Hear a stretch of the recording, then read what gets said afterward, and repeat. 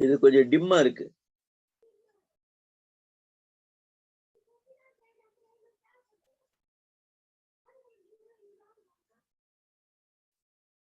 அந்த கொசு அடிக்கிற மேட் எடுத்தா?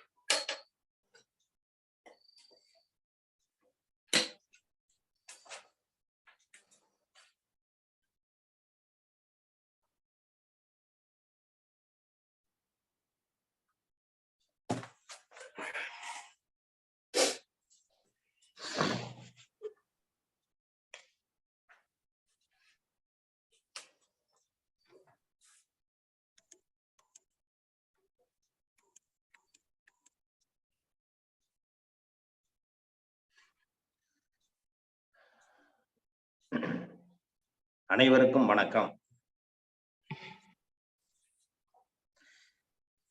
எல்லாம் வல்ல இறைவனின் திருவருளால் ரோட்டரி மாவட்டம் 2981 மாவட்ட ஆளுநர் ரோட்டரி வி செல்வநாதன் அவர்களின் சீரிய தலைமையில் rotary club of Karaikal French city வழங்கும் காலை சக்கரம், மனிதனின் இயற்கை வாழ்வியல் முறை, உன் உடல் உன் உடல். இந்த திட்டத்தை சிறப்பாக 162 நாட்களாக நடத்தி கொண்டிருக்கும் rotary club of Karaikal French city சங்கத்தின் உதவியாளர் ரோட்டரியன் ரவி அவர்களுக்கும், தலைவர் ரோட்டரியன் குணபாலன் அவர்களுக்கும், செயலாளர் ரோட்டரியன் ராஜகுமார் அவர்களுக்கும் மற்றும் இன்று நம்முடன் இணைந்து பணியாற்ற காத்து கொண்டிருக்கும் ரோட்டரி கிளப் ஆஃப் பெண்ணாடம் சங்கத்தின் உதவி ஆளுநர் தீபக் சங் அவர்களுக்கும், தலைவர் தொல்காப்பியன் அவர்களுக்கும், செயலாளர் சேகர் அவர்களுக்கும் மற்றும் இந்த ரோட்டரி சங்க உறுப்பினர்கள் அனைவருக்கும் நமக்கு சிறப்பானதொரு பயிற்சியை சிறந்த வழியில் அமைத்துக் கொண்டிருக்கும் ஆசான் கண்ணப்பன் ஐயா அவர்களுக்கும், நேற்றைய தினம் பேச்சிலே முதுமை, வயதிலே முதுமை, பேச்சிலே இளமை என்றும் துள்ளும் இளமையோடு வந்து நமக்கு சிறப்பானதொரு நான் யார் என்ற ஒரு கேள்வியை எழுப்பி அதற்கு இன்று ஒரு விடை கொடுக்க காத்து கொண்டிருக்கும் சிறப்பு பேச்சாளர் தசரதன் ஐயா அவர்களுக்கும், இந்த இணைப்பிலே உள்ள அனைத்து இந்த இன்றைய வேளையிலே, அதாவது இந்த நம்ம தமிழ்நாட்டை பொறுத்த வரைக்கும் இன்னைக்கு வந்து ஒரு மழை அப்படிங்கிற ஒரு புயல் சின்னத்தோட இன்னைக்கு உருவாகி கொண்டிருக்கிறது. அந்த மழையும் பொருட்படுத்தாமல் நமது காலைச்சக்கரம் நிகழ்விலே இன்று காலை நம்முடன் கலந்து இன்றைய நிகழ்வை சிறப்பானதொரு நிகழ்வாக மாற்றிக்கொண்டிருக்கும் அனைத்து நல்வுள்ளங்களுக்கும், திட்ட தலைவர் அவர்களுக்கும் காலை வேளையிலே வாழ்த்துக்களையும் வரவேற்புகளையும் தெரிவித்துக் கொண்டு நிகழ்ச்சியின் முதல் நிகழ்வாக ரோட்டரி இறைவணக்கம். ரோட்டரி இறைவணக்கம் வாசிக்க வருகிறார் திட்ட தலைவர் ரமேஷ் மோகன் அவர்கள். அனைவருக்கும் உற்சாகமான காலை வணக்கம். ரோட்டரி இறைவணக்கம். எங்கும் நிறைந்த எங்கள் இறைவா, எல்லையில்லா பொருளே, இன்பத்தின் ஊற்று, அன்பின் வடிவே, அருளின் ஒளியே, எங்கள் எண்ணம் சொல் செயல் யாவற்றிலும் தூய்மை நிலவிட வேண்டுகிறோம். உலகில் நட்புணர்வும் நல்லுறவும் அன்பும் அமைதியும் அறமும் தழைத்திட நின்னருள் வேண்டி நிற்கின்றோம். யாதும் ஊரே யாவரும் கேளீர் என்பதை உணர்ந்து மக்கள் தொண்டிலே நாங்கள் நாளும் ஈடுபட எங்களுக்கு வலிமை தருவாய். எல்லோரும் எல்லா வளமும் பெற்று இனிதே வாழ்ந்திட இறையே அருள் புரிவாய். ரோட்டரி 4 வழி சோதனை. நாம் நினைக்கும் சொல்லும் அல்லது செய்யும் விஷயங்கள் 1 உண்மையா? ஆம். 2 சம்பந்தப்பட்ட அனைவருக்கும் நியாயமா? ஆம். 3 நல்லெண்ணத்தையும் சிறந்த நட்பையும் உருவாக்குமா? ஆம். 4 சம்பந்தப்பட்ட அனைவருக்கும் பயன் அளிக்குமா? ஆம். வாய்ப்புக்கு நன்றி. நன்றி நன்றி திட்ட தலைவர் ரமேஷ் மோகன் அவர்களே. அடுத்த நிகழ்வாக இறைவேண்டுதல் அளிக்க வருகிறார் ஆசான் கண்ணப்பன் ஐயா. அனைவருக்கும் இனிய காலை வணக்கம். எல்லையற்ற பரம்பொருளே, இக்கல்வியின் மூலம் உடலும் உள்ளமும் உயர்வடைய அருள் புரிவாயாக. ஒட்டிய வயிறும் உயர்ந்த நெஞ்சமும் திறந்த தோள்களும் திண்ணிய நெஞ்சமும் துள்ளும் கால்களும் துவளா இதயமும் மலர்ந்த முகமும் கனிந்த பார்வையும் இவையாவும் பெற்று இயற்கையோடு இறை உணர்வோடு இணைந்து வாழ்வோம். நம் மனம் சாந்தமானது, இரக்க குணமுடையது, நல் எண்ணங்களில் செயல்களில் ஈடுபட அருள் புரிவாயாக. வாழ்க வளமுடன், நலம் பெறுக, வளம் பெறுக.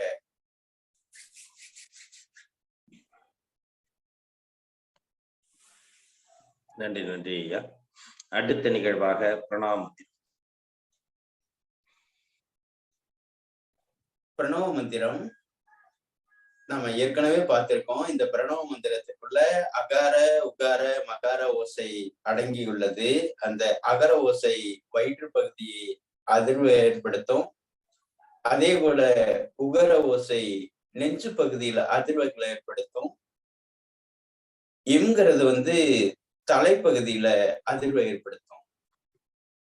அப்போ இந்த 3 எழுத்துக்களும் சேர்ந்ததுதான் அந்த ஓம்கார ஓசை அப்படிங்கிறது. அதோட இந்த மந்திரம் அப்படின்னாவே மனதை திறனுடையதாக மாற்றுவது. அப்போ மனம் திறனுடையதாக மாற வேண்டுமானால் இந்த உடலும் திறனுடையதாக இருக்க வேண்டும். அப்போ ஒரு இடத்துல ஒரு அதிர்வு ஏற்படுத்துது அப்படின்னா அந்த இடத்துக்கு காற்று போகும். காற்றுக்கு போற இடத்துல ரத்தம் உள்ள போயிடும். ரத்தம் உள்ள போன இடத்துல அந்த செல்கள் மெட்டபாலிசம் நடந்துடும், வளர்சிதை மாற்றம் நடக்கும், புதுப்பிச்சிடும். அதுக்காக தான் இந்த மாதிரியான எழுத்துக்களை உச்சரிக்கிறாங்க. திரு மந்திரம்னு பேரு. அப்போ அத்தனை பாடல்களும் அது மந்திரமாக உள்ளது, மனதை திறனுடையதாக மாற்றுவதாக உள்ளது. ஆகையால் இக்காலை வேளையில் ஒவ்வொரு செயல்பாடுகளும் நம்முடைய உடலையும் உள்ளத்தையும் உயர்ந்த நிலைக்கு இட்டு செல்வதாக தான் நம்ம அமைச்சிருக்கோம். அப்படிப்பட்ட ஒரு மந்திரமாக இந்த பிரணவ மந்திரத்தை நாம் உச்சரிக்கிறோம். இது எல்லாரும் உச்சரிக்கிறாங்க. எல்லா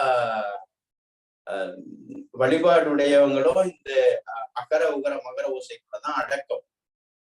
அதனால நம்ம திரும்ப திரும்ப இதை நினைவுபடுத்த வேண்டியது இருக்கு. எப்படி நம்ம எழுதி எழுதி ஒரு பென்சில் அது மழுங்கி போயிடுச்சுன்னா திரும்ப நினைவுபடுத்துறதாக, ஒரு இடத்துக்கு திரும்ப போறோம் அப்படின்னா அந்த இடத்துக்கான சூழ்நிலை மறுபடியும் நம்ம புதுப்பிச்சுக்கிறதுக்காக வேண்டி அப்படிப்பட்ட ஒரு மந்திரமாக இந்த பிரணவ மந்திரத்தை நாம் ஒவ்வொரு நாளும் உச்சரிக்கிறோம்.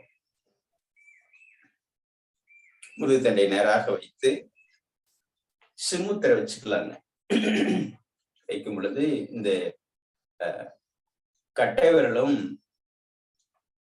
இந்த ஆள்காட்டி விரலும் இணைச்சு வைக்கும் போது இந்த சிற்றண்டம் இந்த பேரண்டத்தோட இணைக்கிறதாக தொடர்புபடுத்துவதாக இந்த முத்திரை அமைக்கப்பட்டு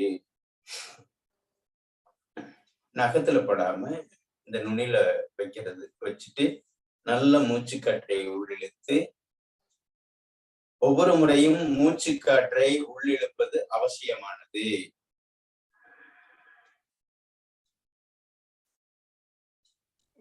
ஓ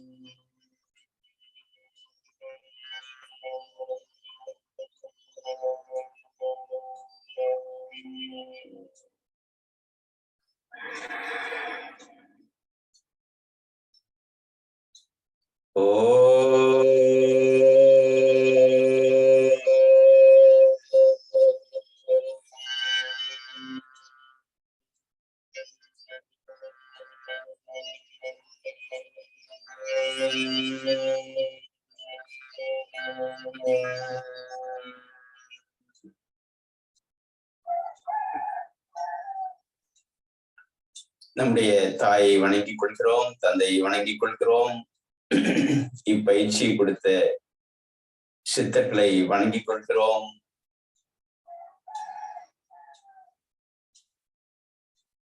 வாழ்க வளமுடன், நலம் பெருக, வளம் பெருக.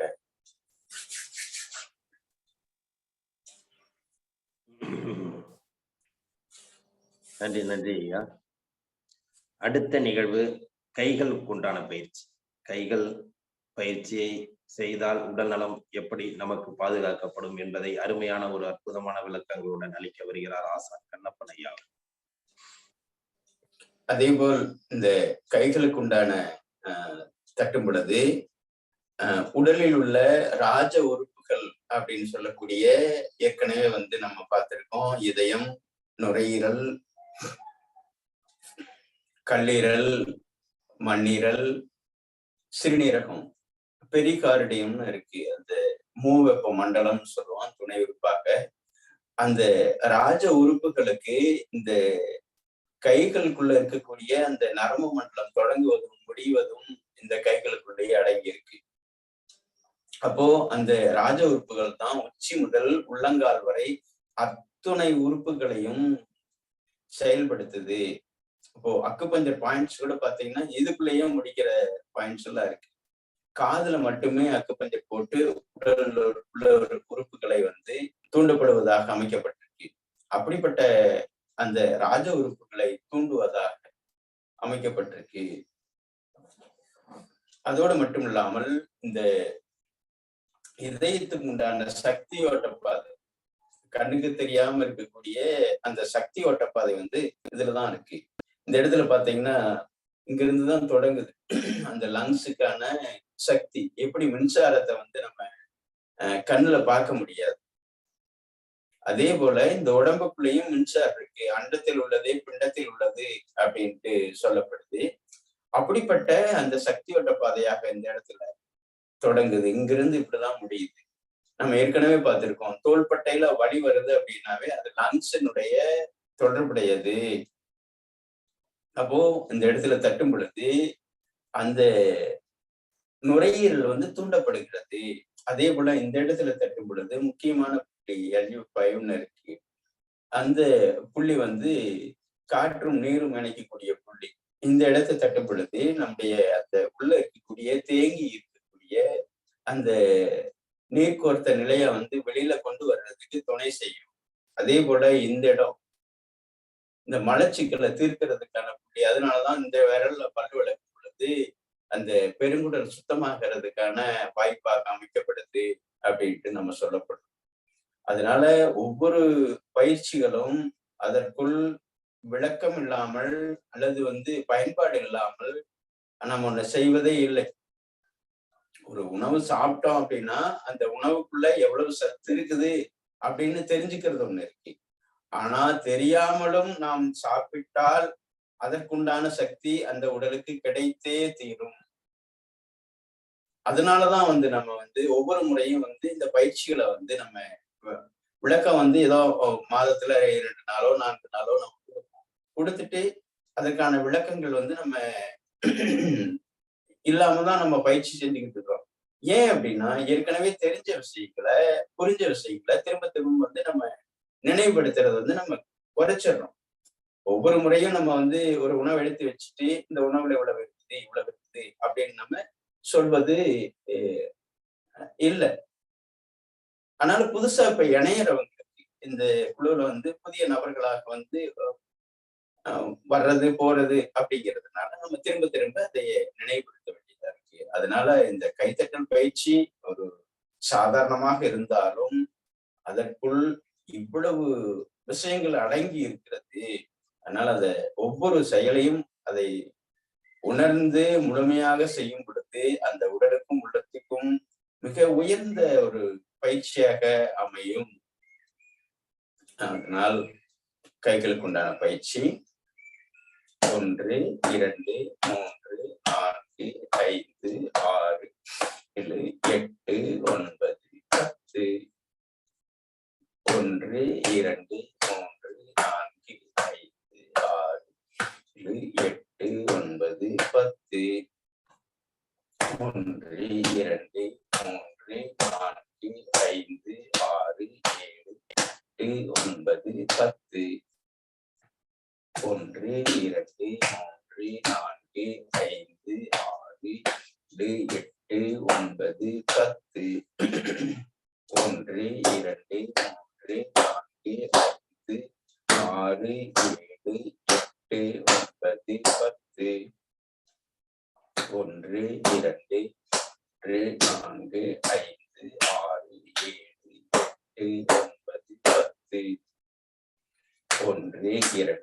7 8 9 10 1 2 3 4 5 6 7 8 9 10 1 2 3 5 6 7 8 9 10 1 2 3 4 5 6 7 8 9 10 இந்த பெருவிரலுக்கும் இந்த ஆள்காட்டி விரலும் உள்ள கொண்டு போறேன்னு 1 2 3 4 5 6 7 8 9 10 1 2 3 4 5 6 7 8 9 10 1 2 3 4 5 6 7 8 9 10 1 2 3 4 5 6 7 8 9 10 ஒரு நிதானமான நீண்ட மூச்சு.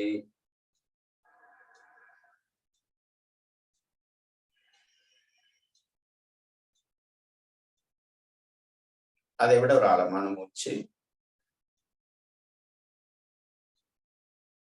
அடுத்து கண்களுக்கான பயிற்சி. இந்த நல்ல கண்களை திறந்து மூடும் பொழுது அந்த பகல்ல நம்ம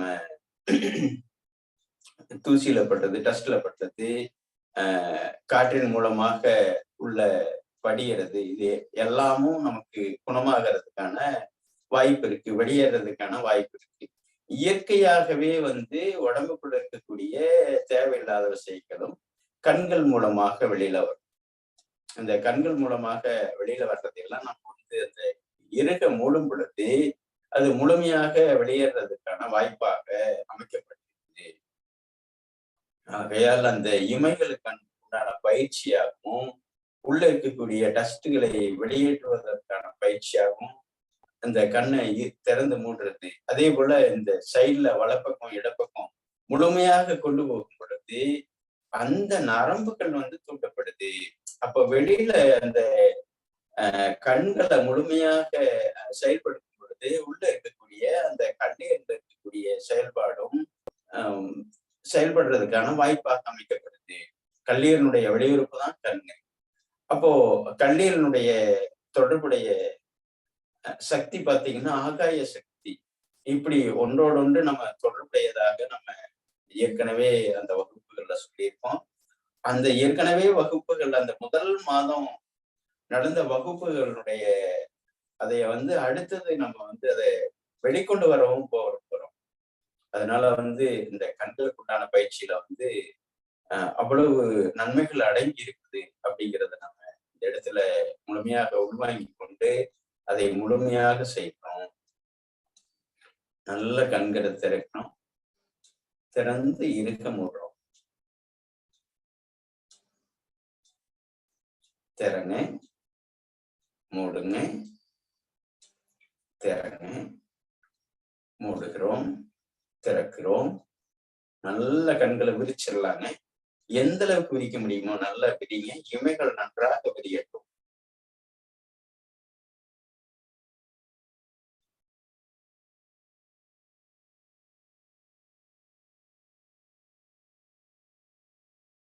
ஆழ்ந்த மூச்சு.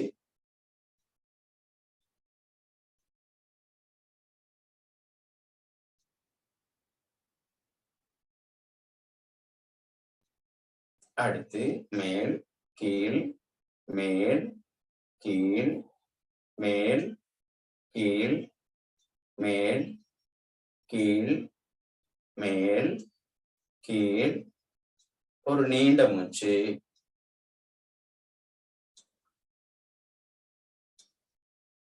அடுத்து வலது இடது வலது இடது வலது இடது வலது இடது வலது இடது. ஓய்வு. அடுத்து சுழற்சி முறை. மேல் வலது கீழ் இடது அப்படி 5 முறை சுழற்றுகிறோம்.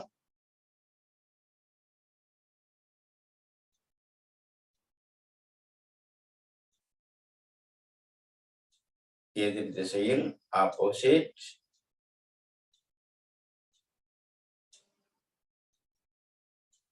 ஒரு ஆழ்ந்த மூச்சு.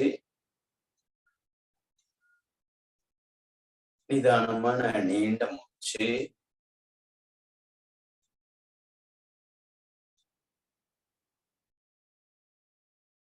அடுத்ததாக 2 ஆசனம் மட்டும் பார்க்க போறோம். உருளாசனா ஊஞ்சலாசனா. நாடி திறப்பதற்கான ஆசனமாக. இந்த உருளாசனத்துல என்ன நன்மைகள் அப்படின்னா, முழுக்க அந்த எல்லா அங்கங்களும் இந்த நிலத்தோட படியுது. இந்த நிலத்திலிருந்து தான் நம்ம உருவாக்கி வந்தோம். மண்ணிலிருந்து தான் அனைத்தும் உருவாக்கி வந்தது. மண்ணுதான் அந்த உற்பத்தியும் பண்ணுது. அப்படி அந்த மண்ணுல உருள்றோம். 2வது விஷயமாக எல்லாத்துக்குள்ளயும் எல்லா பயிற்சிகளுக்குள்ளயும் என்ன அடங்கி இருக்குது அப்படின்னா, இந்த நாடி ஓட்டத்தை சீர்படுத்துவதே, மூச்சோட்டத்தை ஒழுங்குபடுத்துவதே. அந்த மூச்சு தான் உயிர், மூச்சு தான் மனசு, மூச்சு தான் அனைத்து இயக்கத்துக்கும் காரணமானது. காற்றே கடவுள் அப்படின்னு சொல்லுவோம். அப்போ அந்த காற்றை சீர்படுத்துவது, காற்றை ஒழுங்குபடுத்துவது, நெறிப்படுத்துவது, காற்றே கடவுள் அப்படின்னு சொல்லுவோம். அப்படிப்பட்ட அந்த காற்றை முறைப்படுத்தி உள்ளே செலுத்துவதற்கான வாய்ப்புகளாகத்தான் இந்த பயிற்சிகள் அமைக்கப்படுது.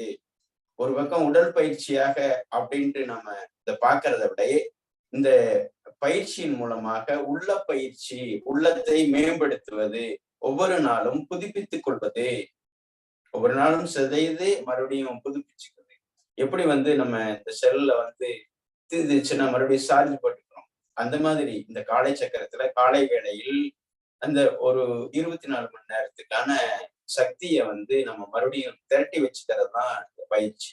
ஒவ்வொரு நாளும் முழுமையாக இந்த பயிற்சி செய்பவர்களுக்கு இது தெரியும். நிச்சயமாக நீங்க ஒரு பயிற்சியில அமர்றதுக்கு முன்னாடி இருந்த மனநிலைக்கும் பயிற்சி செய்து முடிச்ச நிலைக்கும் கண்டிப்பாக வேறுபாடு உண்டு. அதுல எந்த விதமான மாற்றமும் இல்லை. அப்படிப்பட்ட ஒரு நிகழ்வா தான் நம்ம இந்த உள்ளாசனத்தை தொடர்ச்சியாக செய்யணும். இன்னொரு ஆசனத்தையும் செய்வோம். என்னன்னா, இந்த காலை மடிச்சு பிடிச்சு செய்வது, ஊஞ்சலாசனம்னு சொல்லுவோம், பவனமுத்தாசனம்னு சொல்லுவோம். இந்த பெருங்குடலை சுத்தப்படுத்துறது, முதுகுத்தண்டை சீர்படுத்துவதற்கு. அந்த முதுகுத்தண்டு தான் அந்த மூளையோட தொடர்புடையதாக இருக்கு, மூலாதாரத்தோடவும் தொடர்புடையதாக இருக்கு. எல்லாத்த காட்டிலும் இந்த பெருங்குடல் சுத்தமானாதான் மூச்சு காற்று நல்லா உள்ள போயிடும். அப்போ மூச்சு காற்று ஆழமாக உள்ள போய்தான் இந்த ரத்தம் சுத்தமாக்கப்படுகிறது, உயிராற்றல் மேம்படுகிறது. அதற்காக தான் இந்த ஊஞ்சலாசனத்தை நம்ம ஒவ்வொரு நாளும் விடாம செய்யணும். ஒவ்வொரு நாளும் செய்கிறோம். மற்ற ஆசனங்களை கூட நம்ம ஒரு குறிப்பிட்ட நிலையில நிறுத்திடுறோம், போதும் அப்படின்ட்டு அடுத்த ஆசனத்துக்கு போறோம். ஆனா இந்த உருளாசனத்தையும் ஊஞ்சலாசனத்தையும் இன்னை வரைக்கும் நம்ம செய்துக்கிட்டே இருக்கோம். அதே போல அந்த தொழுகை நடைன்னு சொல்லுவோம், அந்த மூக்கினுடைய தரையில கொண்டு வரும் வஜ்ராசனம் போட்டு, இதையும் நம்ம செய்துக்கிட்டே இருக்கிறோம். ஆகையால் ஒவ்வொரு பயிற்சிகளுக்குள்ளேயும் இவ்வளவு முக்கியமான விஷயங்கள் அடக்கமாக உள்ளது. அந்த விஷயங்களை நீங்கள் முழுமையாக உள்வாங்கிக் கொண்டு தொடர்ச்சியாக செய்யும் பொழுது அந்த சிற்றண்டம் பேரண்டத்தோட இணைக்கப்படுகிறது. எல்லாத்துக்கும் மேலாக இன்னைக்கு இருக்கக்கூடிய நிலைகள்ல பாத்தீங்கன்னா ஒவ்வொருத்தருடைய அந்த அறியாமையில ஒரு ஒரு மருத்துவ முறை அறுவடை செஞ்சுக்கிட்டே இருக்கு. யாரோ ஒரு கஷ்டப்பட்டு வியர்வை சிந்தி உழைக்கக்கூடிய பொருளாதாரத்தை அபகரித்துக் கொள்வதன் நிலையாக இருக்கு.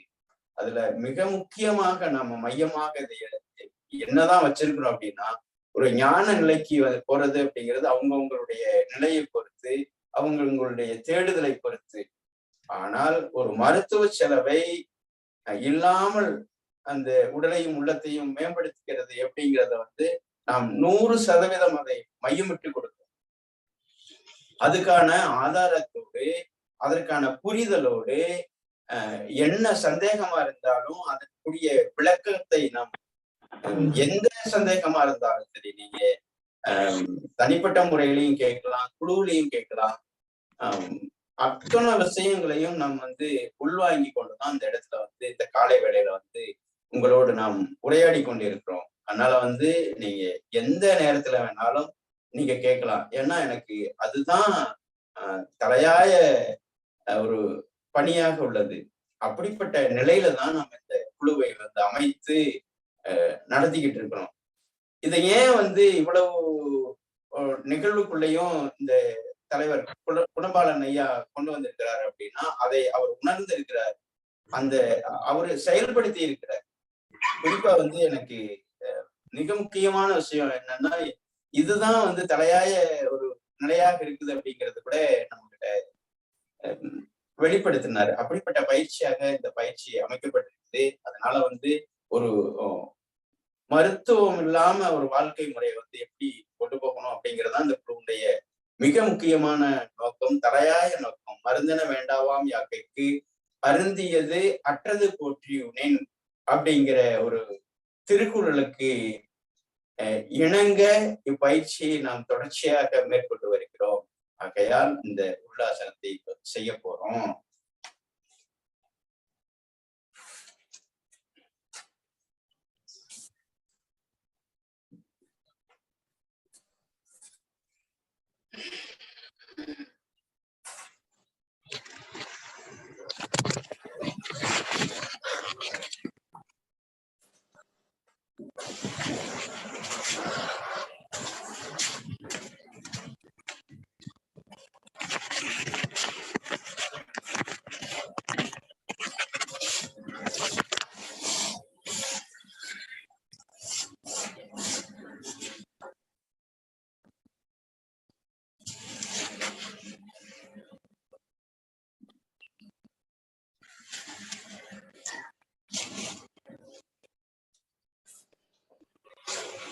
ஒரு ஆழ்ந்த மூச்சு.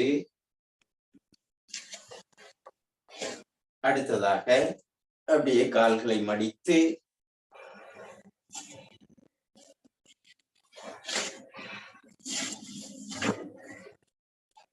அப்படியே பக்கவாட்டில்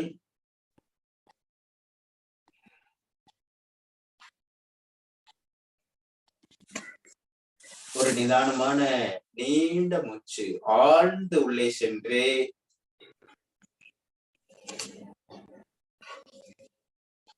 மெல்ல வெளியேறட்டும்.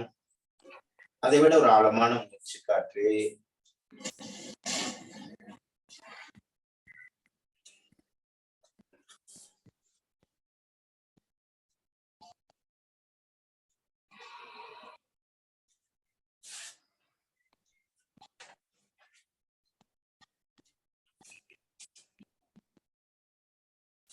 முயலாசனம்.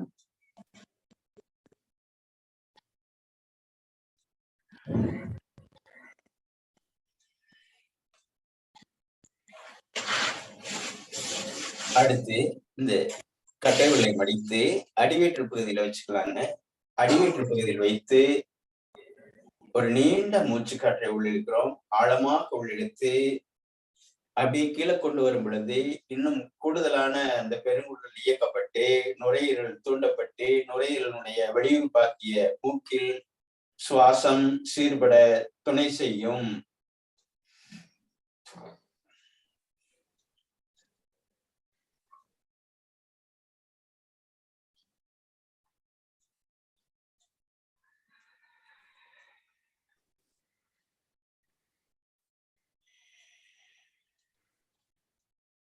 மீண்டும் ஒரு ஆழ்ந்த மூச்சு.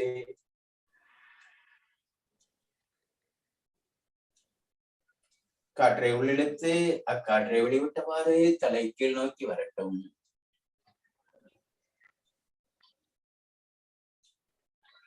மெல்ல மேலே வரும் பொழுது காற்று உள்ளே செல்லட்டும்.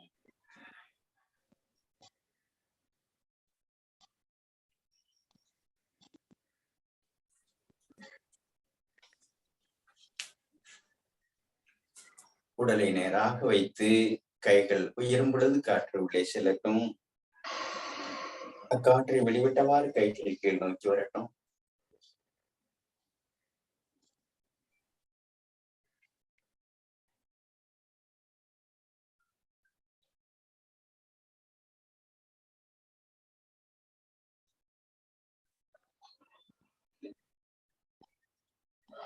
அப்படியே கைகள் விரிகிறது, நுரையீரல் விரிகிறது, காற்று உள்ளே செல்கிறது.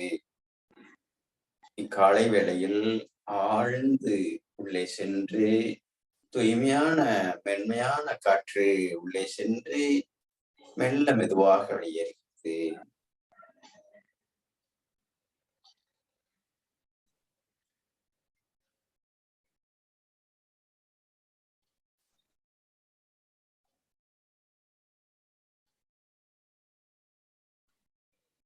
ஒரு மென்மையான கல்வியை அளிக்க காத்து கொண்டிருக்கும் ஐயா அவர்களுக்கு வழிவிட்டு அவருடைய உரையை உள்வாங்க நாம் ஆயத்தமாக உள்ளோம். ஆகையால் இக்காலை வேளையில் ஐயா அவர்களை எல்லோருடைய சார்பாக வரவேற்கிறோம். நாளும் வளர்க, வாழ்க வளமுடன், நலம் பெருக, வளம் பெருக. நன்றி. நன்றி ஐயா. ஆசனங்களை அருமையாக கற்பித்த ஆசான் அவர்களுக்கு நன்றி. மற்றும் நேற்றைய நிகழ்வின் தொடர்ச்சியாக இன்று நமக்கு நான் யார் என்பதை ஒரு நீரோடையில் பாதி ஓடையில் நம்மளை நிறுத்திவிட்டு இன்று முழுமையான ஒரு ஓட்டத்தில் நம்மை அருமையாக பயணிக்க அழைத்து செல்ல வருகிறார் தசரதன் ஐயா அவர்கள். தசரதன் ஐயா அவர்களை அன்புடன் இந்த நிகழ்வில் கற்றறிவிக்க அனைவரின் சார்பாக அன்புடன் அழைக்கின்றோம்.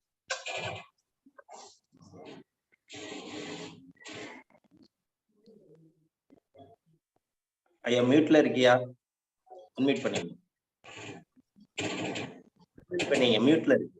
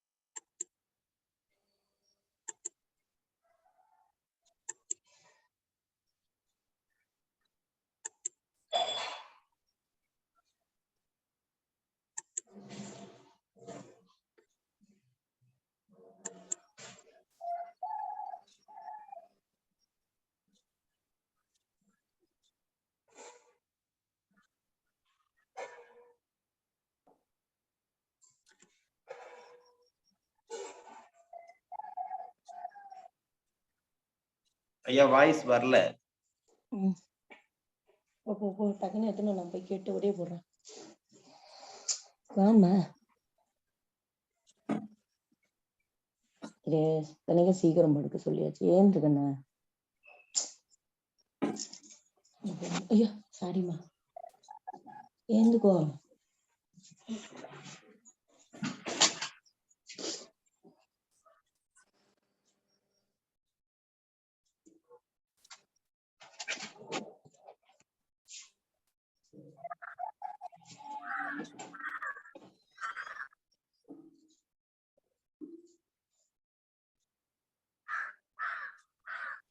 ஹலோ ஹலோ கேக்குதுங்க. கேக்குதுங்களா ஐயா? கேக்குதுங்க ஐயா. வாழ்க வையகம், வாழ்க வையகம், வாழ்க வளமுடன். அவையோர் அனைவருக்கும் என் பணிவான அன்பு வணக்கத்தை நம் தாளடியில் சமர்ப்பித்து மகிழ்கின்றேன்.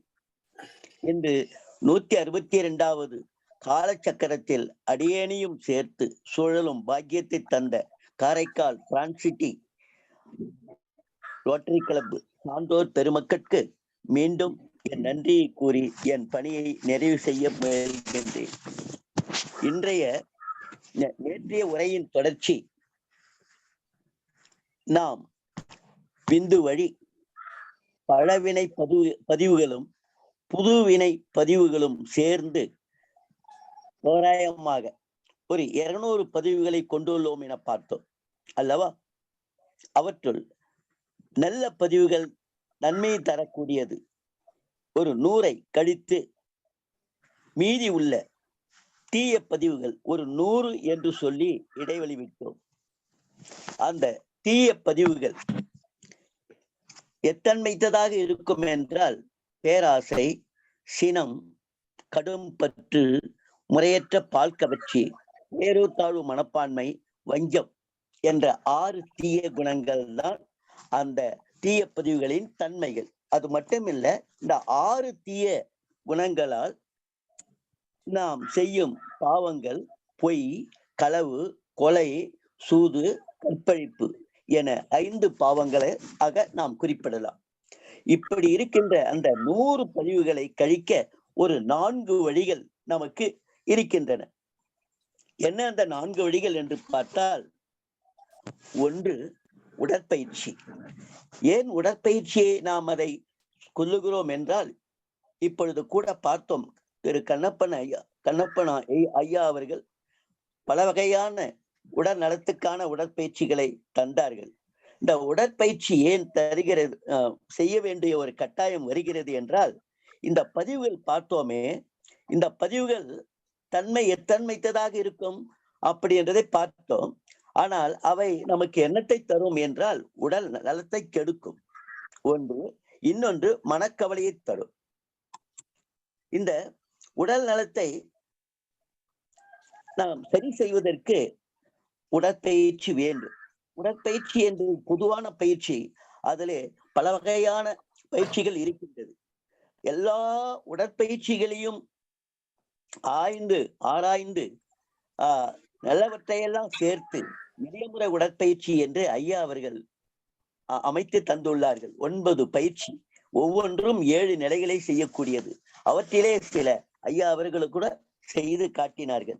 அப்படி உடற்பயிற்சி செய்வதனால அந்த நோய் தரக்கூடிய பதிவுகள் இருக்கிறது, அதிலே ஒரு 25 பதிவு இந்த நோய்களை தரக்கூடிய பதிவாக கருதி அவற்றை செய்தால் 25 பதிவுகளை நாம் கழித்ததாக கொள்ளலாம்.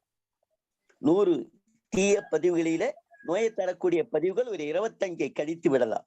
அப்படி நாம் உடற்பயிற்சி செய்கின்ற பொழுது உடல் நலம் பெற்று தலைக்கு வந்தது தலைப்பாகையோடு போய்விடும் என்பது போன்று நாம் நோயிலிருந்து விடுபடுவோம். இப்பொழுது நம்முடைய தீய பதிவுகளிலே 25 கழித்து விட்டோம். எஞ்சிய 75 இருக்கிறது.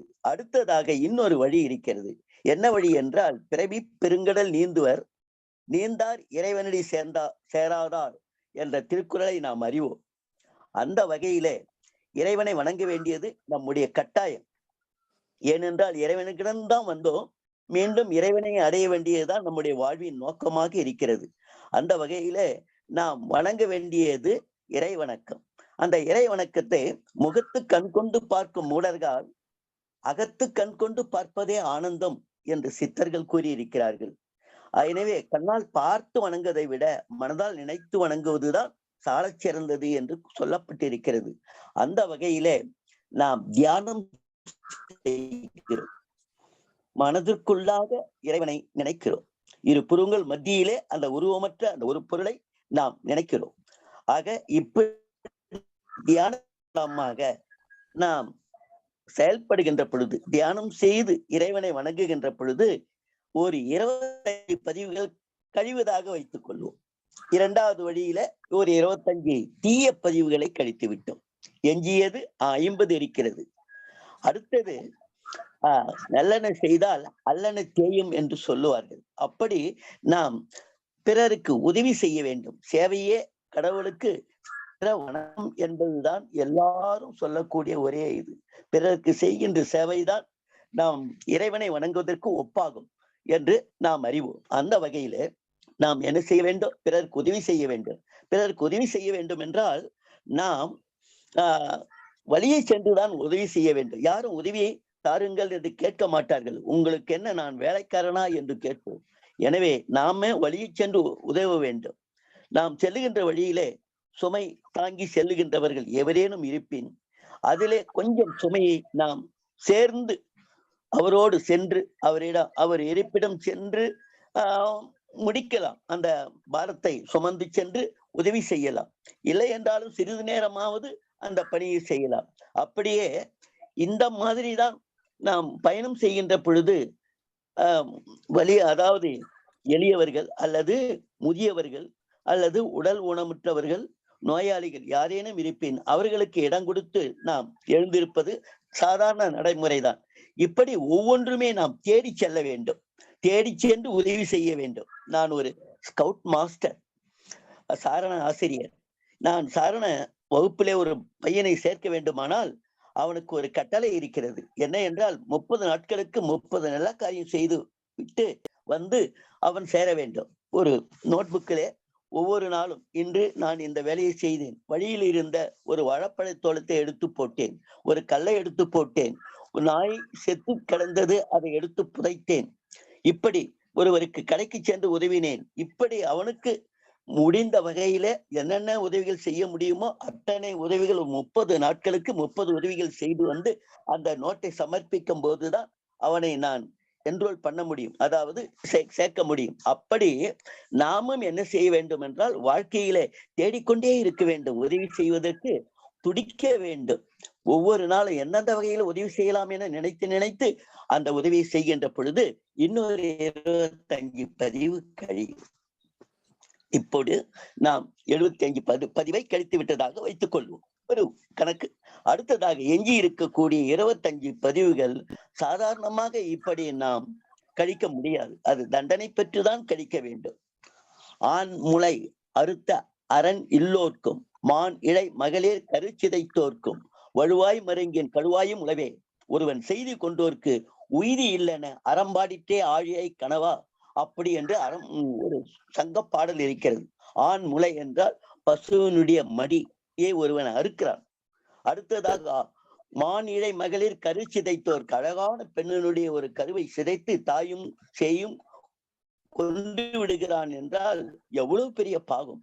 அவற்றிலிருந்து கூட நாம் தப்பிக்க முடியும்.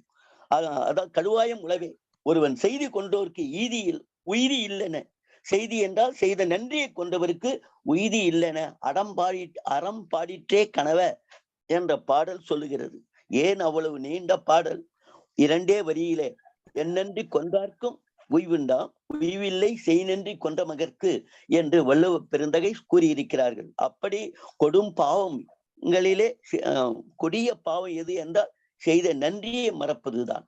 இப்படி நாம் அந்த பதிவுகளை கழிக்க வேண்டும் என்றால் எத்தனை இதை கடைபிடிக்க வேண்டும். எதை கடைபிடிக்க வேண்டும்? யாருக்கும் எந்த நன்றியும் மறக்காதபடி நாம் வாழ வேண்டி இருக்கிறது. அந்த வகையிலே நாம் என்ன செய்ய வேண்டும்? இந்த பதிவுகளை கழிக்க முயற்சிக்க வேண்டும். சிறுநீர் கழிப்பதற்காக ஒருவன் ஒரு புதர் அடியிலே சென்று இருக்கிறான். அங்கே ஒரு பாம்பு கடித்திருக்கிறது. யார் அந்த பாம்பு? நாம் பார்த்தோமே, உயிரினங்கள் இல்ல, அது ஒன்றுதானே. யார் அந்த உயிரினமாக மாறியது? இறைவன் தானே. அந்த இறைவன் தான் அங்கு வந்து கூலியை கொடுக்கிறான். அவர் செய்த தப்புகளுக்கு தண்டனை கொடுக்கிறான். எப்படி அந்த தண்டனை? அவனுடைய தவறுக்கு ஏற்ற வகையில அந்த தண்டனைகள் அமையும். அப்படியே நாம் சாலையில் செல்லுகின்ற பொழுது வாகனங்கள் நம்மை முட்டி மோதி கை கால்கள் முடமாகலாம், அல்லது உயிரே கூட போகலாம்.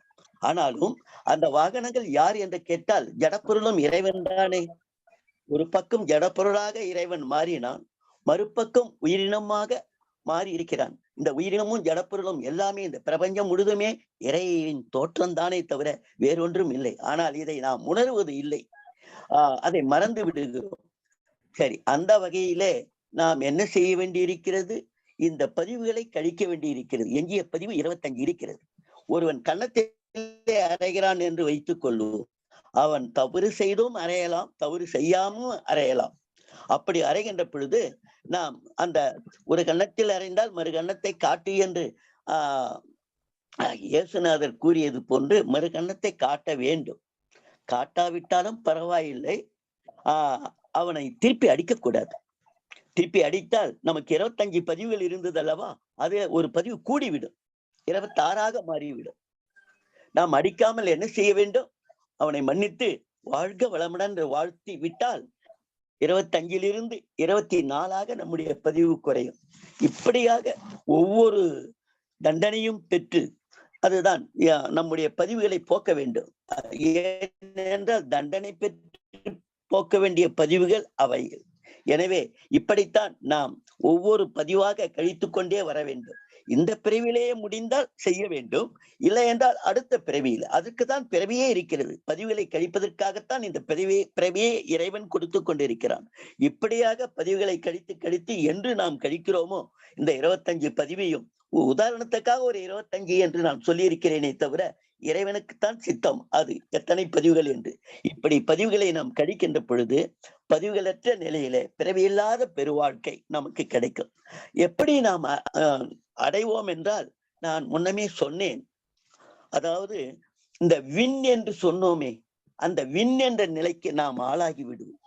இறைவன் விண்ணாகத்தான் இருக்கிறான். அங்கெங்கனாதபடி எங்கும் பிரகாசமாய் இருப்பதே அவன்தான். அவன் இல்லாத இடமே கிடையாது. இந்த விண் ஆக நாம் மாறி விடுவோம். அப்பொழுது நமக்கு பூரண விடுதலை கிடைத்து விட்டது, பிறவியில்லா பெருவாழ்வு கிடைத்து விட்டது என்றுதான் பொருள்.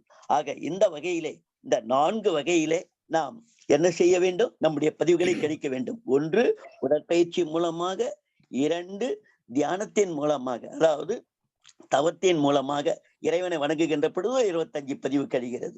3வது நல்லெண்ணு செய்தால் அல்லது தேயம் என்று சொன்னோம் அல்லவா, அந்த வகையிலே நாம் நல்லது தேடி தேடி தேடி பிறருக்கு உதவி செய்கின்ற பொழுது இன்னொரு 25 பதிவு கழியும். மீதி 25 பதிவுகள் தண்டனை பெற்றுதான் கழிக்க வேண்டும் என்று நாம் சொன்னோம். எனவே தண்டனையை நாம் என்ன செய்யக்கூடாது? தவறாக கருதக்கூடாது. நாம் தவறு செய்திருக்கிறோம், அந்த தவற்றின் காரணமாகத்தான் இந்த தண்டனை நமக்கு பெற்றிருக்கிறோம் என்று நாம் செய்ய வேண்டும். நமக்கு ஐயா அவர்கள் கூட சொல்லி இருக்கிறார்கள். அதாவது அறிவு நிலை ஒரு 3 நிலைகள். 1 என்னவென்று கேட்டால் நம்பிக்கை. 1 நம்பிக்கை. 2வது நிலை விளக்கம். 3வது அறிவு நிலை முழுமைப்பேர். நம்பிக்கை என்று சொல்லுகின்ற பொழுது அது சரியா தவறா என்று நமக்கு தெரியாது. இருந்தாலும் ஒருவர் சொல்லுகிறார், தகப்பன் தன்னுடைய மகனுக்கு கூட்டி சென்று, இதோ விநாயகர் வணங்கிக்கொள், இதோ இந்த தவறை செய்யார் என்று செய்கிறோம். ஒவ்வொரு காரியத்தையும் சொல்லிக் கொண்டிருக்கிறார்கள். இதை நம்பிக்கை என்று சொல்லுகிறோம். ஆனால் அந்த நம்பிக்கை சரியானதுதானா என ஆராய்ந்து பார்க்கிற பொழுது விளக்கத்திற்கு வருகிறோம்.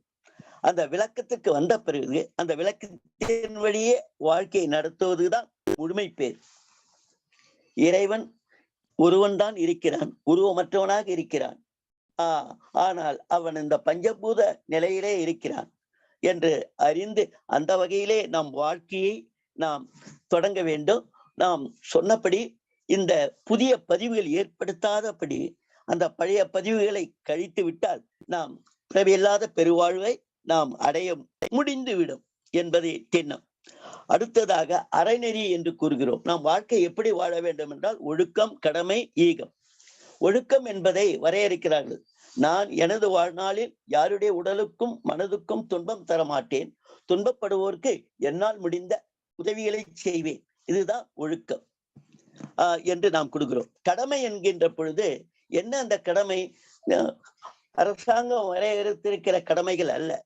நாம் வாழ்வதற்கு நாம் படித்தோம். எப்படி படித்தோம்? சகலகலா, அதாவது கல்லூரி வரைக்கும் கூட படித்திருக்கிறோம். பாடசாலை முதற்கொண்டு கல்லூரி வரை படித்த அந்த கட்டடங்களை நிர்மாணித்தவர் யார்?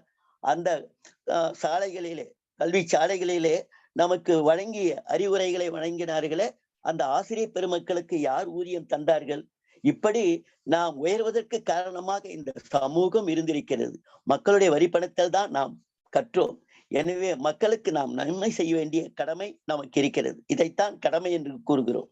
நாம் பிறருக்கு, ஏனென்றால் ஒரு பிடி உணவில் உலக ஒற்றுமை கண்டிடு, ஒரு பிடி உணவில் உலக ஒற்றுமை கண்டிடு, உழைப்பினால் பதில் உலகிற்கு தந்திடு என்று ஐயா அவர்கள் கூறியிருக்கிறார். ஒரு பிடி உணவு நம் கைக்கு வருவதற்கு எத்தனை பேர் சம்பந்தப்பட்டிருக்கிறார்கள்?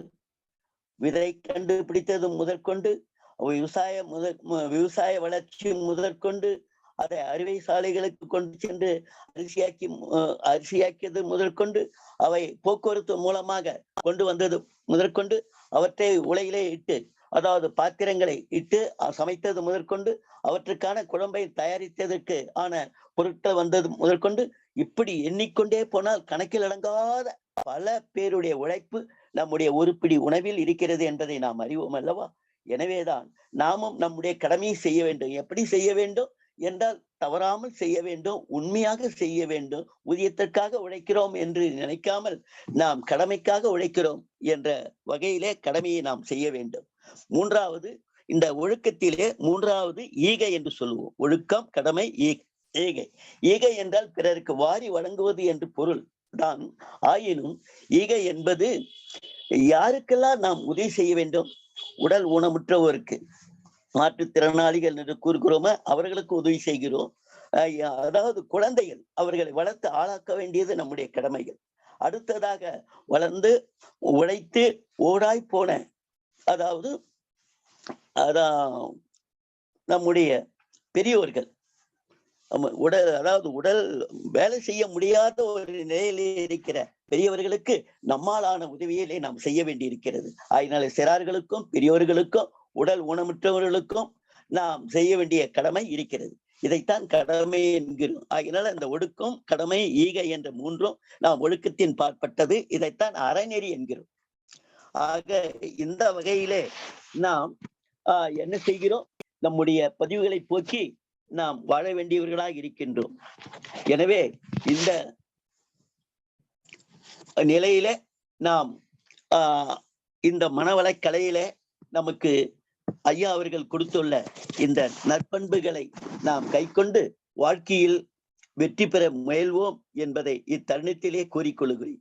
அடுத்ததாக, இந்த விந்து என்று ஒன்று இருக்கிறதே, அது என்னவென்று என்பதை நாம் விளக்க வேண்டிய ஒரு கட்டாயத்தில் இருக்கிறேன். ஏனென்றால் ஒரு மெமரி கார்டு என்று சொல்லுகிறார்கள். ஒரு சிறிய தகடு போன்று இருக்கிறது. அதிலே 1000, 2000, 3000 என்று பாடல்களை பதிவு செய்கிறார்கள். அந்தபடிதான் இந்த விந்து வழியாக நம்முடைய செயல்கள், எண்ணம், சொல், செயல் எல்லாமே பதிவாகின்றது. அந்த பதிவுதான் முதல் மனிதனிலிருந்து ஏன் அதற்கும் முன்னதாக தாவரத்திலிருந்து அந்த பதிவுகள் வந்து தாவரத்திலிருந்து புழுவுக்கு, புழுவிலிருந்து பூச்சிக்கு, பூச்சியிலிருந்து ஊர்வனத்துக்கு, ஊர்வனத்திலிருந்து விலங்குக்கு, விலங்கிலிருந்து மனிதனுக்கு, மனிதன் முதல் மனிதன்கிட்ட இருந்து நம்முடைய அப்பா அம்மா கிட்ட வரைக்கும் வந்து அந்த பதிவுகள் இந்த விந்து வழியாக வந்து இருக்கிறது, வந்து நம்மிடம் இருக்கிறது. அந்த விந்து என்று எப்படி வந்தது என்று பார்க்கின்ற பொழுது பார்ப்போம். ஒரு பிடி உணவை வயிற்றுக்குள் போட்டால் அது என்ன ஆச்சு? ரசமாச்சு. ரசம் ரத்தமாகிறது. ரத்தம் சதையாகிறது, தசையாகிறது. அந்த தசையுள்ள எண்ணெய் பசையெல்லாம் சேர்ந்து கொழுப்பாகிறது. அந்த கொழுப்பில் இருந்து எலும்பு, கையெலும்பு, கால் எலும்பு, மண்டை எலும்பு எல்லாமே உருவாகிறது. அந்த எலும்புக்குள்ள மஜ்ஜை, போன் மேரோ என்று சொல்லுவார்கள். மஜ்ஜை என்ற ஒரு பொருள் இருக்கிறது. அந்த பொருளிலிருந்து தான் விந்து உருவாகிறது. ஏழாவது தாது, ஏழாவது தாது.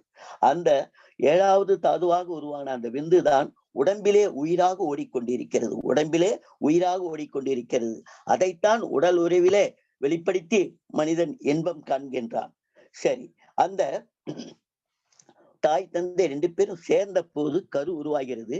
அந்த கருவும் தொப்புள் கொடி மூலமாக, தாயினுடைய தொப்புள் கொடியின் மூலமாக அவற்றுக்கு அந்த ரசம், அம்மா சாப்பிட்ட அந்த உணவினுடைய ரசம் சென்று அதற்கும் என்ன ஆகிறது? தசையாகிறது, ரத்தமாகிறது, தசையாகிறது, அதுக்கும் எலும்பாகிறது, அதுக்கும் எலும்புக்குள்ள மஜ்ஜையாகிறது, அதுக்கும் விந்தாகிறது. தாய் தந்தை விட்ட விந்தோடு இந்த விந்து கலக்கிற பொழுது ஒரு குடம் பாலிலே ஒரு துளி விஷம் விட்டா போல அந்த முன்னோரிலிருந்து வந்த அந்த பதிவுகள் நம்முடைய பதிவாக ஆகிவிடுகிறது. அது மட்டுமல்ல, நாம் 3 வயதிலிருந்து செய்த பதிவுகளும் சேர்ந்து மொத்தம் நாம் நேற்றே பார்த்த போது ஒரு 200 பதிவுகள் என்று பார்த்தோம். அவற்றிலே நல்ல பதிவு நன்மை தரக்கூடியது, எனவே அதை கழித்து விட்டோம். எனவே 100 பதிவுகளை கழிப்பதற்கு இந்த 4 வழிகளை நாம் கடைபிடித்தோம். ஆக இந்த விந்தானது உடம்பிலே உயிராக ஓடிக்கொண்டிருக்கிறது. உடம்பிலே உயிராக ஓடிக்கொண்டிருக்கிறது ஐயா. இந்த உயிர் ஓட்டத்திலிருந்து ஒரு ஆற்றல் பிறக்கிறது.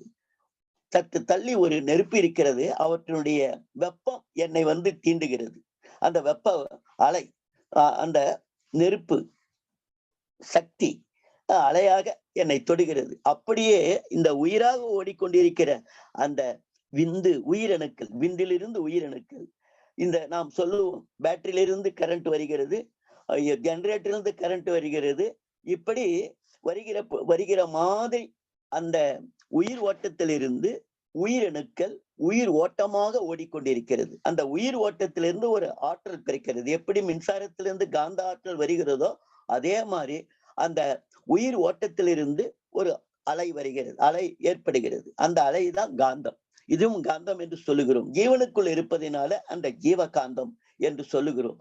அந்த ஜீவகாந்தம் தான் கண்ணால் பார்க்கிறது, காதால் கேட்கிறது, உடல் கை கால்களால் செயல்பட முடிகிறது. அந்த சக்தி தான்.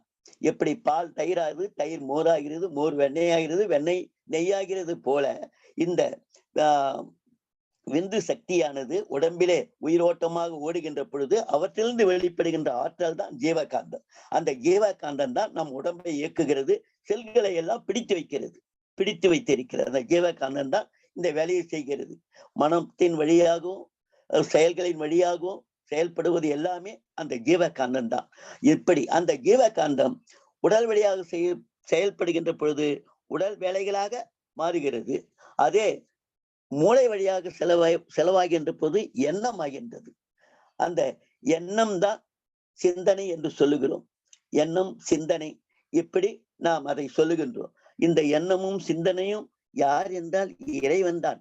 பார்த்தால் எப்படி இறைவன் இந்த பிரபஞ்சமாக மாறி ஜடப்பொருளாகவும் அடுத்து உயிரினங்களாக மாறி கடைசியாக மனிதர்களாக, கடைசி இறைவன் பூத்த கடைசி மலராக மனிதனாக வந்தாரோ அதே போன்று இந்த விந்தானது என்னவென்று ஆகிறது?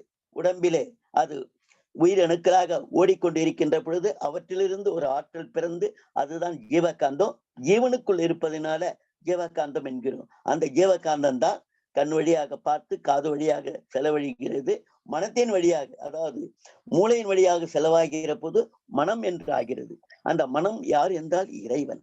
அந்த இறைவன் எப்படி இறைவன் மனிதனாக வந்தானோ அப்படித்தான் இந்த விந்தானது என்ன ஆகிறது?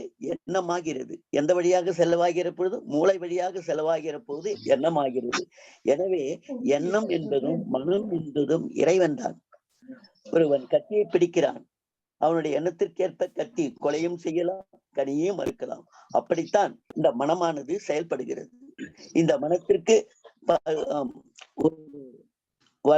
வளமையை தருவதற்கு இந்த மனவளக்கலை அடித்தளமாக விளங்குகிறது என்பதை தருணத்திலே நான் கூறிக்கொள்ள விளைகிறேன். எனவே மனம் கடவுள் என்பதை நாம் உணர வேண்டும். அந்த கடவுளை நாம் பயன்படுத்தும் விதத்தை பொறுத்துதான் நமக்கு நன்மையும் தீமைகிறது. தீதும் நன்றும் பிறதர வாரா என்கிறார்கள். எனவே நமக்கு வருகின்ற நன்மைக்கும் தீமைக்கும் நாமே தான் சாட்சி. எனவே மனதிலே நாம் எண்ணுகின்ற பொழுது, நாம் நல்ல எண்ணங்களை எண்ணுகின்ற பொழுது, எந்த காரியத்தை சாதிக்க வேண்டும் என்று எண்ணுகிறோமோ அவை நிச்சயமாக கைகூடும், வெற்றியை தரும். ஒரு சூரிய ஒளியிலே நாம் நெருப்பை கொண்டு வர வேண்டும். எப்படி கொண்டு வர முடியும்? ஒரு குவி லென்ஸை நாம் பிடித்தால் சூரிய ஒளி ஒரு புள்ளியிலே குவிந்து கீழே ஒரு வெள்ளையாக ஒரு புள்ளி தெரியும். அங்கே பஞ்சோ அல்லது துணியோ வைத்தால் நெருப்பு பற்றி கொள்ளும். அப்படித்தான் நாம் எண்ணத்திலே நாம் என்ன காரியத்தை நாம் முடிக்க வேண்டும் என்று நினைக்கிறோமோ அதை நாம் என்ன செய்ய வேண்டும்? அதையே நினைக்க வேண்டும்.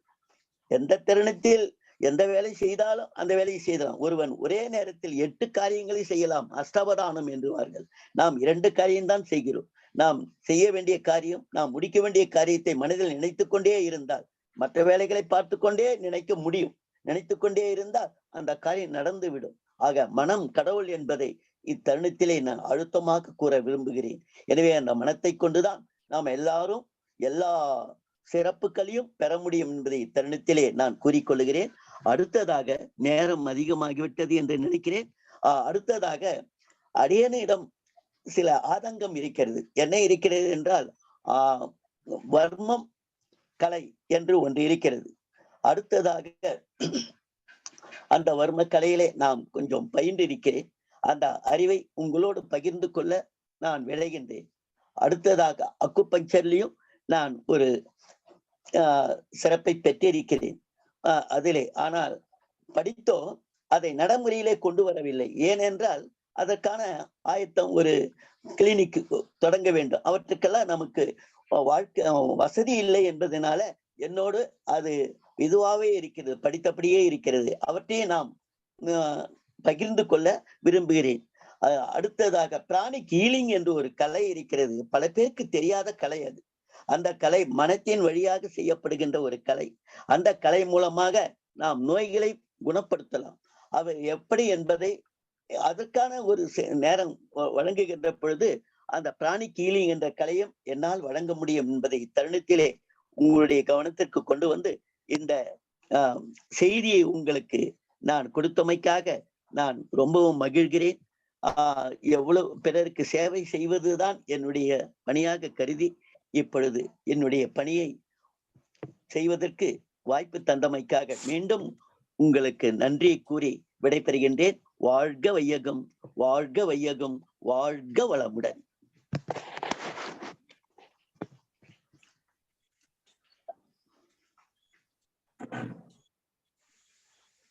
நன்றி நன்றி ஐயா. கண்ணப்பன் ஐயா, உங்கள் கருத்துக்கள். இக்காலை வேளையில் ஐயா உரையாற்றினதை வெறுமனே உடற்பயிற்சி உளப்பயிற்சி அப்படிங்கிறத காட்டிலும் வர்மா, அக்குபஞ்சரு, பிராணிக் ஹீலிங், இப்படி ஒரு முழுமை, ஒரு பல முகங்கள் ஐயா கிட்ட இருக்குது அப்படிங்கிறத நம்ம இந்த நேரத்துல பாக்குறோம்.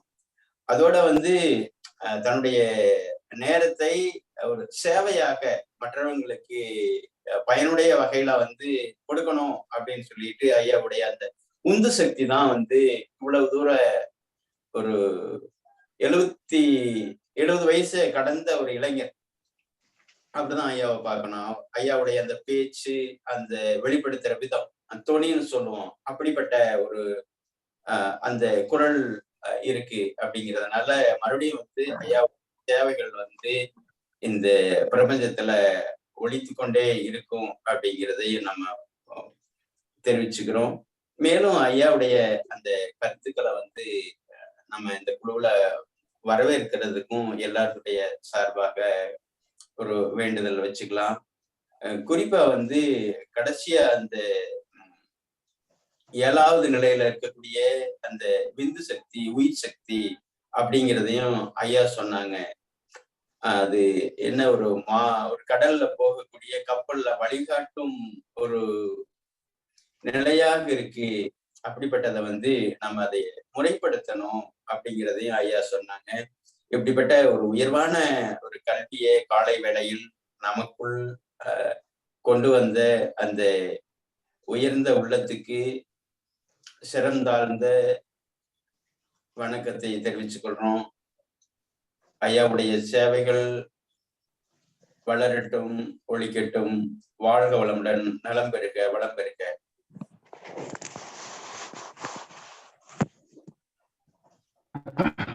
நன்றி நன்றி ஐயா. ரொம்ப நன்றிங்க ஐயா. வாழ்க வளமுடன். வணக்கம் ஜானி. வணக்கம் வணக்கம் வணக்கம். இந்த ஒரு நிமிஷம் தலைவர் பேசுறேன். இருவேறு ஆசான்கள், ஒரு பக்கம் உடற்பயிற்சி, ஒரு பக்கம் மனநிலை, மனம் என்பதை நமக்கு இன்று ஒரு தெள்ள தெளிவாக இருவேறு சூழ்நிலையில் நாம் சென்று கொண்டிருந்தாலும் ஒரு இடம்தான் என்பதை அற்புதமாக விளக்கி நமக்கு நல்ல ஒரு கருத்துக்களை அளித்தளித்திருக்கிறார்கள். இந்த நிகழ்விலே ஐயா தசரதன் ஐயா இணைவதற்கு நாங்கள் காலச்சக்கரம் எங்களுக்கு வேண்டும் என்றுதான் கருதுகிறோம்.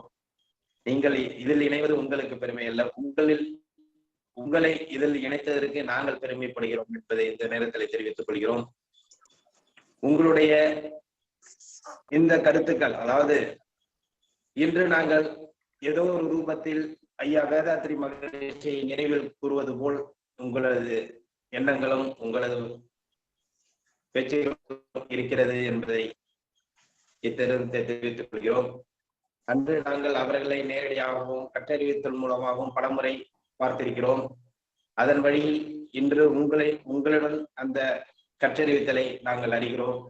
கண்டிப்பாக உங்களுடைய எண்ணங்கள் போல் இந்த நிகழ்வில் இந்த உங்களுடைய பயிற்சி, அதாவது கற்றறிவித்தல் முறைகள் அனைவருக்கும் பயனுள்ளதாக இருக்கும்.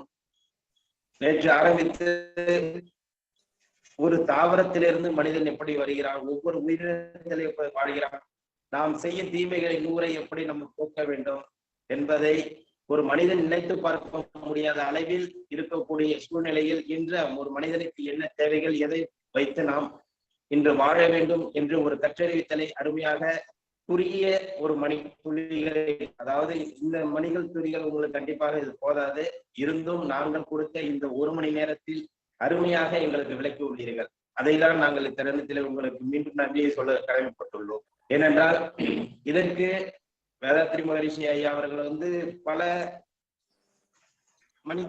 மணி நேரங்களை எடுத்து நமக்கு கற்றறிவித்திருக்கிறார்கள்.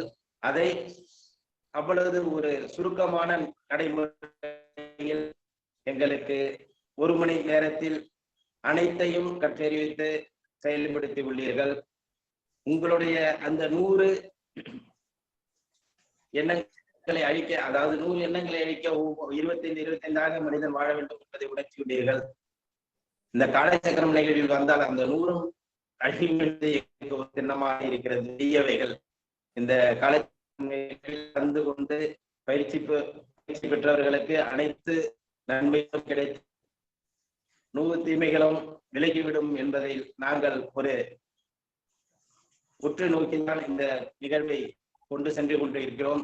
அந்த விஷயத்தில் நீங்கள் இன்று இணைந்து எங்களுக்கு அந்த பங்காற்றியதும் ஒரு அற்புதமான நிகழ்வு என்பதை இத்தருணத்திலே உங்களுக்கு சொல்ல நாங்கள் கடமைப்பட்டுள்ளோம்.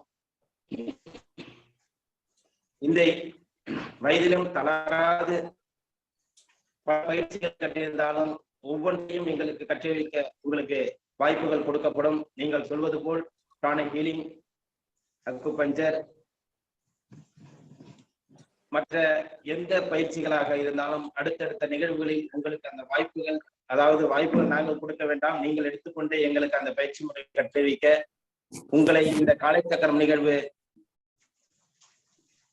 ஏற்படுத்தி கொடுக்கும் என்பதை இத்தருணத்திலே அனைவரும் சார்பாக கேட்டுக்கொண்டு நல்லதொரு விளக்கங்களையும் நல்ல ஒரு மனநிலையும் எங்களுக்கு ஏற்படுத்தி கொடுத்த ஆசா தசரதன் ஐயா அவர்களுக்கு காலச்சக்கரம் நிகழ்வு மூலமாக நன்றிகளையும் வாழ்த்துக்களையும் தெரிவித்துக் கொண்டு, உங்களது சேவை, உங்களது பயிற்சி முறைகள், உங்களுடைய அடுத்து எங்களுக்கு கிடைக்க வேண்டும் என்பதை இத்தருணத்தை தெரிவித்துக் கொண்டு நன்றி கொடுக்கிறோம் ஐயா. நன்றி நன்றி நன்றி. வணக்கம் ஐயா, ரொம்ப நன்றிங்க ஐயா.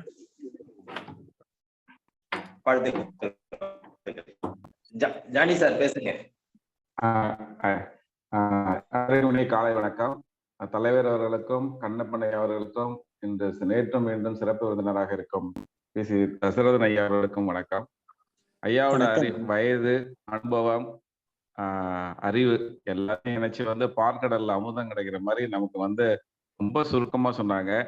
தலைவர் சொன்னதுதான், அதேதான், அந்த எண்ணங்கள் தான். அதாவது காலச்சக்கரத்தோட எல்லா எண்ணத்தையும் தலைவர் பிரதிபலிச்சுட்டாரு. ஐயா இனிமேல் நம்மளோட பயணிக்கணும்னு. ஏன்னா வாழ்வியல அழகா 2 நாளா சின்ன குழந்தைங்களுக்கு சொல்ற மாதிரி சொல்லி கொடுத்துருக்காங்க.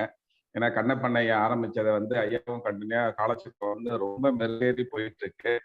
இதுக்கு வாய்ப்பளித்த தலைவர் அவர்களுக்கும், இது மாரி புத்துக்களை கண்டெடுக்கிற தலைவர் அவர்களுக்கும், நமது காலச்சக்கரத்தை வழிநடத்தி கொண்ட கையனப்பன் ஐயா மற்றும் அவரோட குழுவுக்கும் எனது மனமார்ந்த காலை வணக்கத்தையும் நன்றியும் தெரிவித்துள்ளேன்.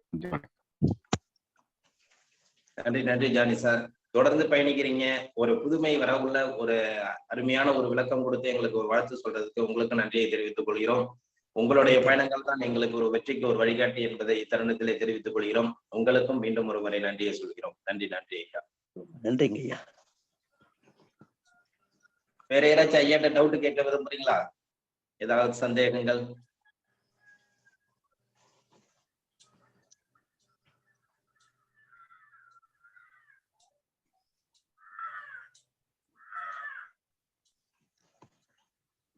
நன்றி ஐயா. தொடர்ந்து நம்மளோட பயணிக்கிறதுக்கு வாய்ப்புகள் நமக்கு கண்டிப்பா கொடுப்பாங்க. நம்ம அந்த வாய்ப்பை ஏற்படுத்தி கொடுப்போம். இன்றைய நிகழ்வு சிறப்பானது ஒரு நிகழ்வாக நமக்கு ஏற்படுத்தி கொடுத்திருக்கிறார்கள். மீண்டும் அவர்களுக்கு நன்றியை தெரிவித்துக் கொண்டு, இந்த நிகழ்வை தொடர்ந்து நடத்தி கொண்டிருக்கும் rotary club of Karaikal city சங்கத்திற்கும், இன்று நம்முடன் இணைந்து பணியாற்றிய ரோட்டரி கிளப் ஆஃப் பெண்ணாடம் சங்கத்திற்கும், இந்த நிகழ்வை நமக்கு சிறப்பாக ஆசனங்களையும் பயிற்சிகளையும் சொல்லிக் கொடுத்து கொண்டிருக்கும் ஆசான் கண்ணப்பன் ஐயா அவர்களுக்கும், இன்று சிறப்பு விருந்தினராக கலந்து கொண்டு இந்த சிறப்பு நிகழ்ச்சியிலே தொடர் நிகழ்ச்சியில் கலந்து கொள்ள வாய்ப்பை நமக்கு ஏற்படுத்தி கொடுத்த ஆசான் தசரதன் ஐயா அவர்களுக்கும், அவர்களை நமக்கு அறிமுகப்படுத்திய உஷாராணி சிவகிருபானந்தன் அவர்களுக்கும், திட்ட தலைவர் அவர்களுக்கும், இந்த நிகழ்விலே தொடர்ந்து பயணித்துக் கொண்டு இந்த நிகழ்வை சிறப்பான நிகழ்வாக செயல்படுத்திக் கொண்டிருக்கும் அனைத்து நல் உள்ளங்களுக்கும் இந்த காலை வேளையிலே நன்றிகளையும் வாழ்த்துக்களையும் தெரிவித்துக் கொண்டு, இன்றைய நிகழ்ச்சி இத்துடன் நிறைவு செய்து, நாளை தாய்ச்சி பயிற்சி காலை 5:30 மணிக்கு தாய்ச்சி பயிற்சி என்பதை தொடர்பயிற்சியாக நாளை காலை நடைபெறும் என்பதை அனைவருக்கும் தெரிவித்துக் கொண்டு இன்றைய நிகழ்ச்சியை இத்துடன் நிறைவு செய்கிறோம். மீண்டும் நாளை காலை சந்திப்போம் என்று கூறி நன்றி கூறி விடைபெறுகிறோம். நன்றி, வணக்கம். வாழ்க வளமுடன், வாழ்க வளமுடன், வாழ்க நலமுடன். நன்றி ஐயா. வாழ்க வளமுடன். வாழ்க வளமுடன் ஐயா. நன்றி ஐயா. வாழ்க வளமுடன். வாழ்க வளமுடன்.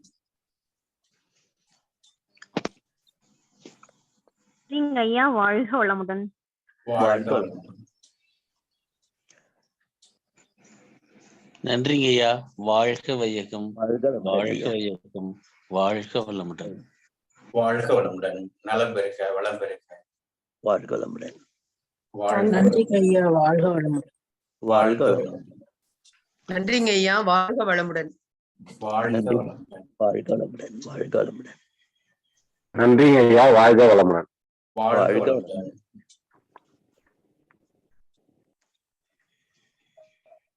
நன்றிங்க ஐயா. வாழ்க வளமுடன். வாழ்க வளமுடன். வாழ்க வளமுடன் ஐயா. நன்றிங்க ஐயா. வாழ்க வளமுடன். வாழ்க வளமுடன் மேடம். நன்றிங்க ஐயா. வாழ்க வளமுடன். வாழ்க வளமுடன். நன்றிங்க ஐயா. வாழ்க வளமுடன். நன்றிங்க ஐயா. வாழ்க வளமுடன் மேடம். வாழ்க வளமுடன் ஐயா. வாழ்க வளமுடன். ரொம்ப நன்றிம்மா.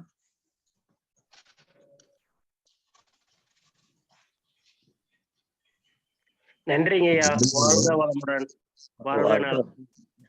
தசரதன் ஐயா அவர்களுக்கு ரொம்ப ரொம்ப நன்றிங்க ஐயா. வாழ்க வளமுடன்.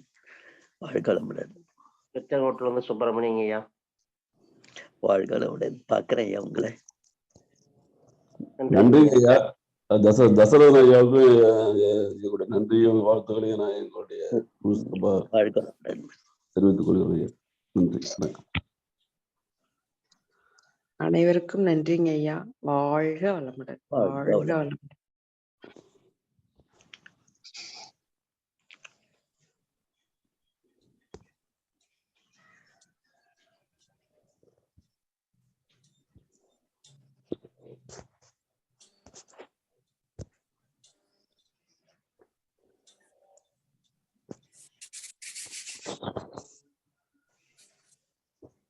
தலைவரை மீட்டிங் பண்ணிடலாமா? பண்ணிக்கலாம்.